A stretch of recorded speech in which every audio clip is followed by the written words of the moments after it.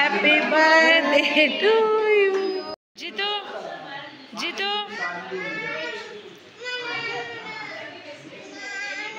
నువ్వు hi.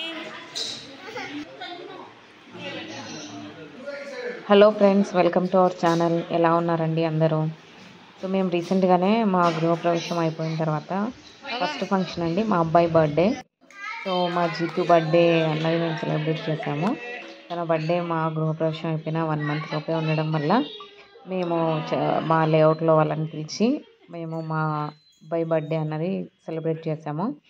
So ఇది వచ్చేసి మా అబ్బాయి 9th బర్త్డే అండి. ఆల్మోస్ట్ 9 years అయింది.